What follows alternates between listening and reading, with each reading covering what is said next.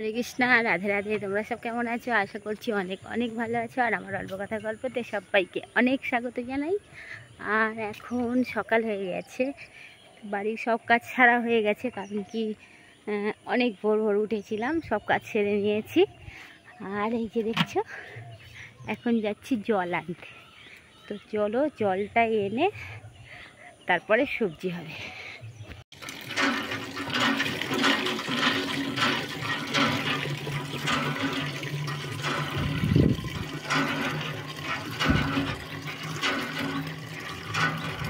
তো কলে থেকে এসে সবজি বসিয়ে দিয়েছি, দেখছো। আমরা এখনও পালন করিনি, তো সবজিটা হয়ে গেলে ভগবানকে ভোগ লাগিয়ে তারপরে পালন করব। তো চলো সবজিটা রান্না করে নিই। সকালে আমি কল থেকে জল আনলাম, আর এনে দেখছি মা সবজি কুটে রেডি করে রেখেছে। তো তাই জন্য আমি সবজিটা বসিয়ে দিয়েছি, দেখছো।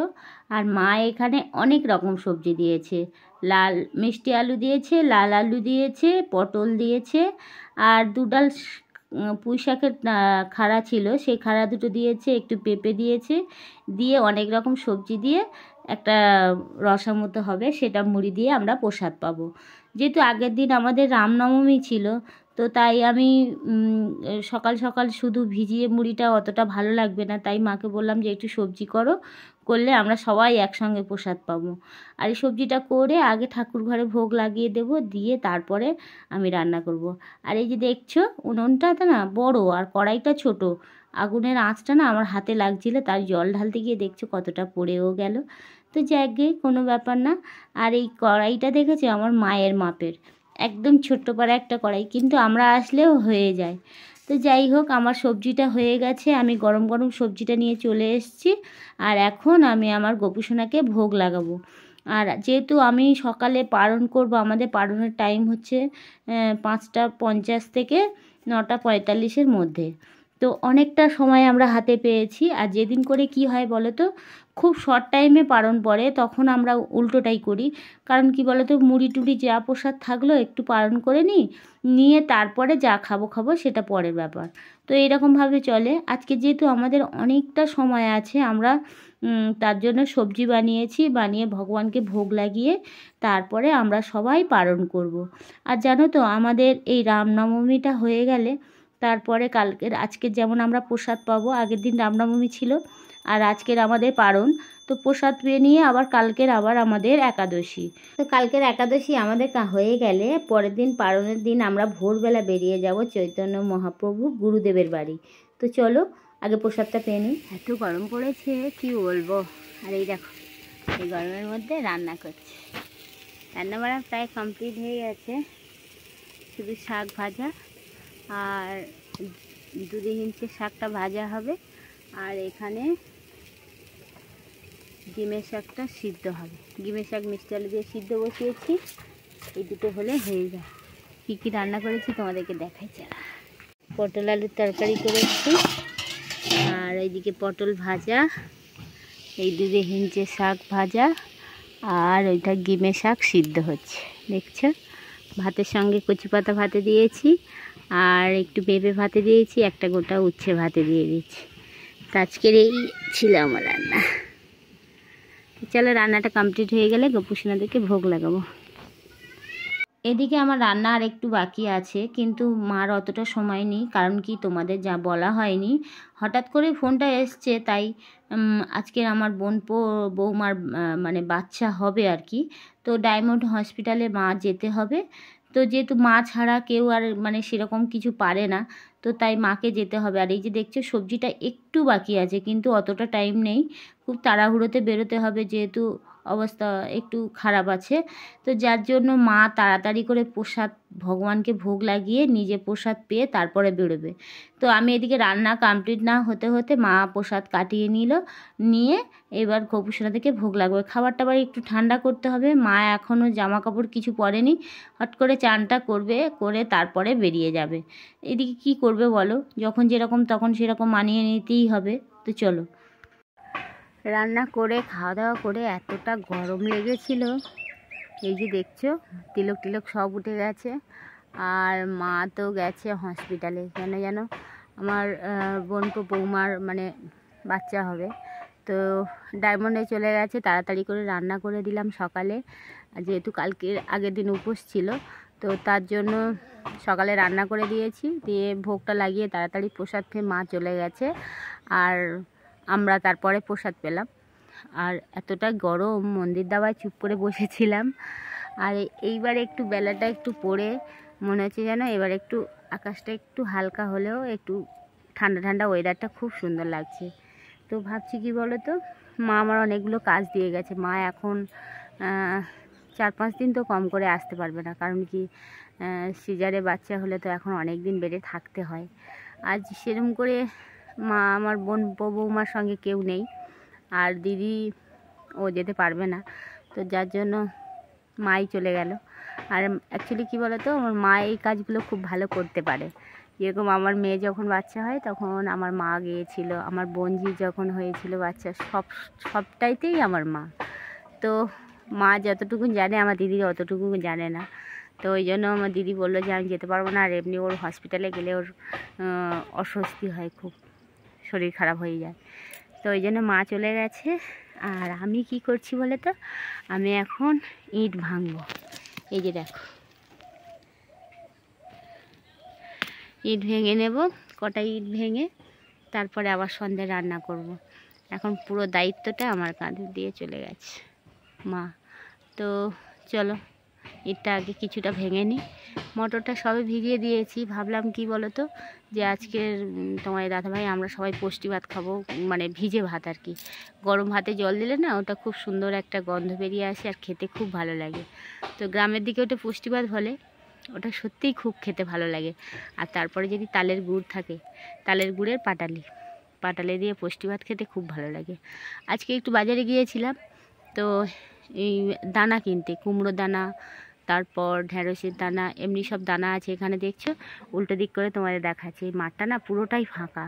তো ভাবছিলাম যাওয়ার আগে আগে এটা কুপিয়ে কিছু দানা বসিয়ে দিয়ে যাব, কিন্তু দেখা যাক আবার ওদিক করে তোমাদের দাদাভাইয়ের 2-1টা কাজের কথা হচ্ছে। অনেক দিন আবার বসে আছি যেন, কাজটা ঠিক হচ্ছে না। তো কতদিন আর এভাবে বসে থাকবো, কিছু তো করতে হবে। তো যাই হোক, অনেক দিন মায়ের এখানে থেকে কেটে গেল, তো যাব আমরা 2-1 দিন পরে চলে যাব। তো তার জন্য ভাবছি কিছু দানা বসাবো। তো তার জন্য আজকে গিয়েছিলাম, গিয়ে আজকে দানাওয়ালা বসেনি, আবার রিটার্ন চলে এসেছি। এই এসে মা ওদিকে বেরিয়ে গেল। চলো আমি কটা ইট ভেঙে নিয়ে তারপরে সন্ধ্যা আরতি করবো, করে তারপরে গোপী সোনাদের জন্য আবার খাবার রেডি করব। সরি, গোপী সোনাদের জন্য বললে হবে না, আজকে তো সবাই আছে।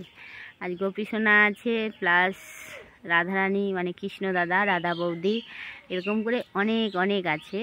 তো সেইগুলোকে আজকের আমার দায়িত্ব, যেমন হচ্ছে আমার গুরুদেব, আমার মায়ের গুরুদেব, সবাইকে দিতে হবে, ভোগ লাগাতে হবে।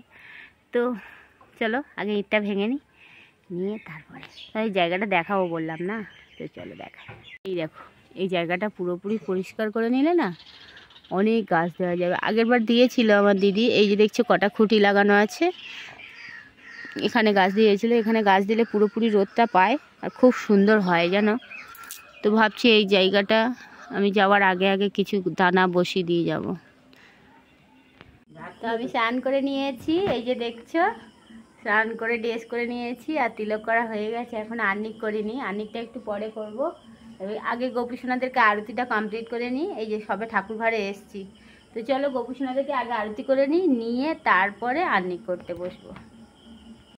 আমার আরতি করা হয়ে গেছে, আর ঠাকুরের দরজা এখন খুলে রেখেছি যেহেতু এখন খেতে দিইনি। তো আরতি করে নিয়েছি। এবার এখন সন্ধ্যাবেলা আমাদের হবে ঘুগনি, তো তার জন্য আলু কাটছি, এই যে দেখছো। তো চলো আলুটা কেটে নিয়ে মটরটা সিদ্ধ বসাবো।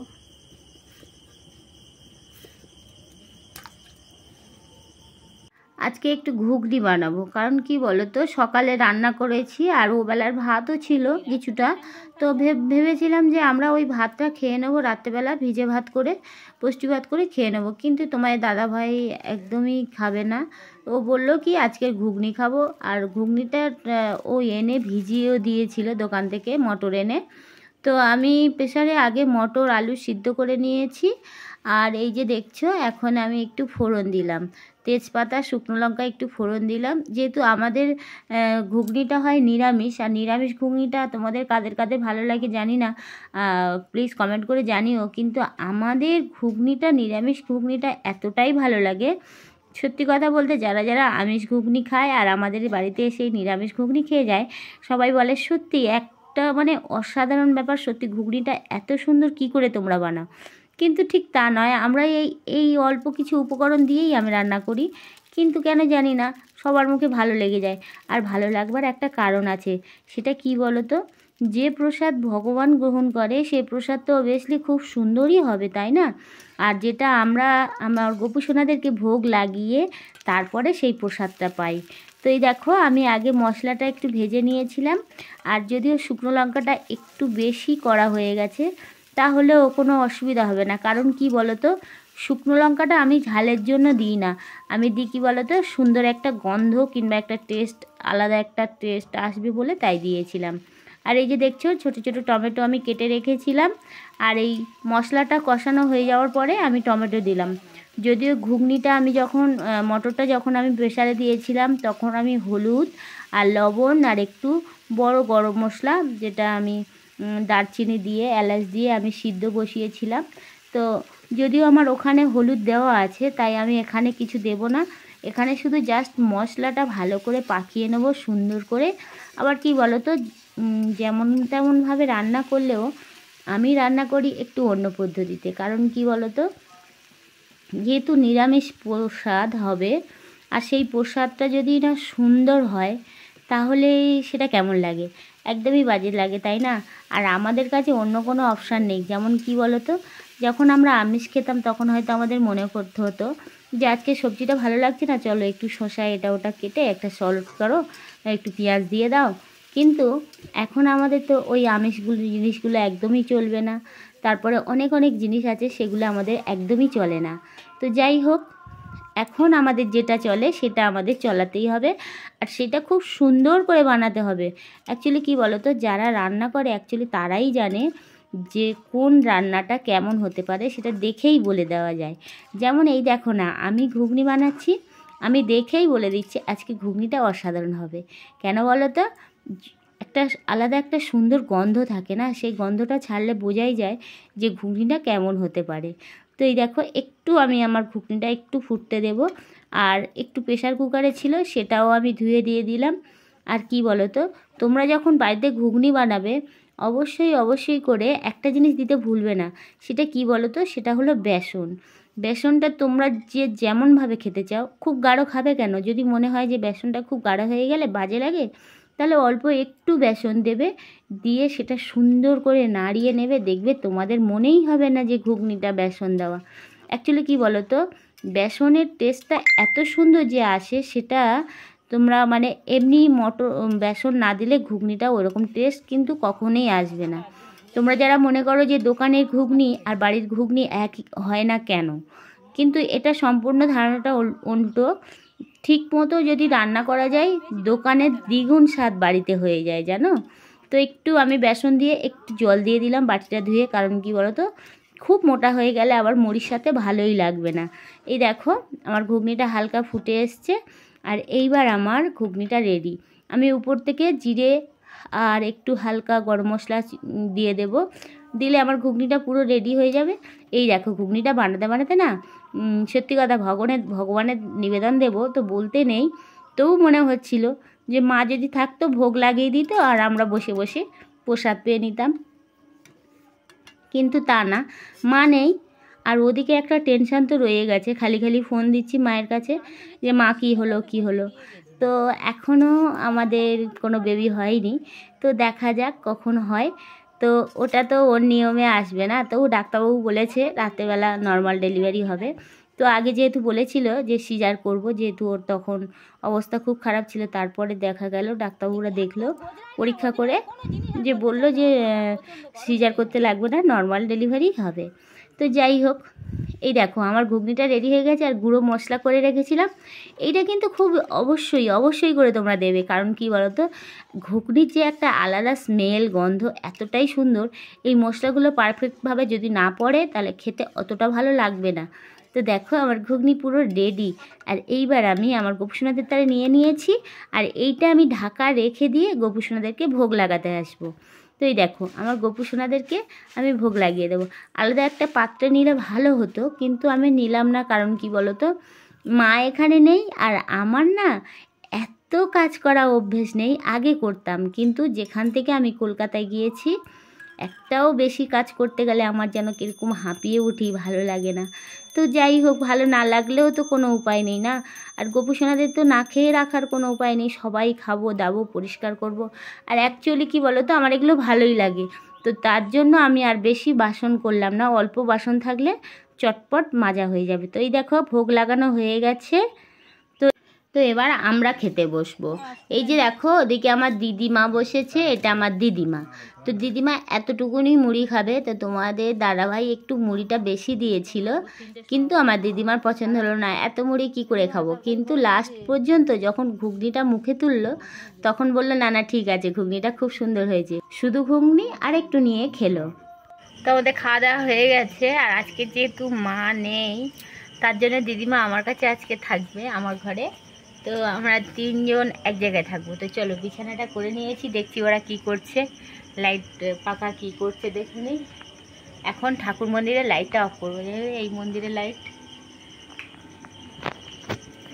টাঙাবো না, মুসি টাঙাতে লাগবো না তো, তাহলে শুয়ে পড়ছি। তো শুভরাত্রি, সবাই খুব খুব ভালো থেকো। ফিরে আসছি আবার নতুন ভিডিও নিয়ে। আর চ্যানেলটা ভালো লাগলে প্লিজ সাবস্ক্রাইব করে দিও। তো চলো, রাধে রাধে।